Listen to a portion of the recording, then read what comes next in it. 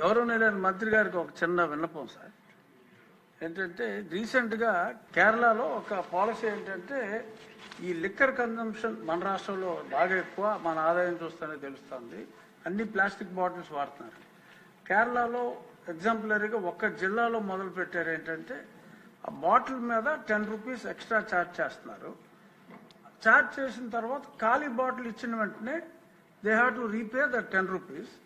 దాన్ని రీసైకిల్కి వాడటానికి టీటీలో ఉంది ఆయన అనేది ఈ బ్రాండీ బాటిల్స్ కూడా అప్లై చేయమని. బ్రాండీ బాటిల్స్ కి ప్లాస్టిక్ కన్జంప్షన్ ఎక్కువగా ఉంది. ఎక్కడ పడితే అక్కడ పడేస్తున్నారు కాబట్టి హ్యూజ్ కన్జంప్షన్ ఒక దగ్గర కలెక్ట్ అవుతుంది. అది ఈ కొద్దిగా ఎక్సైజ్ డిపార్ట్మెంట్ వాళ్ళతోటి కోఆర్డినేట్ చేసుకుంటే major percentage of plastic waste ఒకటి చేయొచ్చండి. కేరళలో ఇంప్లిమెంట్ అయింది.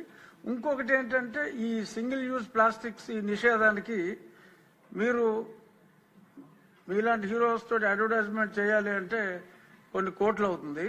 మీరు సంబంధిత శాఖ మంత్రిగా ప్లాస్టిక్ ని నిషేధించండి అని మీరు జన సైనికులకి చెప్పారంటే ఎవడన్నా ప్లాస్టిక్ వేస్తే పట్టేసుకుంటారు వాళ్ళు.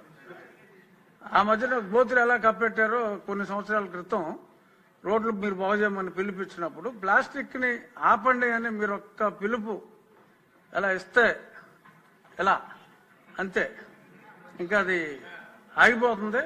సో కాబట్టి సంబంధిత శాఖ మంత్రిగా మీరు ఆ స్టెప్స్ తీసుకుంటే డెఫినెట్ గా ఈ ప్లాస్టిక్ భూతాన్ని అరికట్టాలంటే అది మీ వల్ల సాధ్యమయ్యే అవకాశం చాలా ఎక్కువగా ఉంది. కాబట్టి ప్లాస్టిక్ గురించి మీ అవగాహన ఇందాక మీరు చెప్పారు.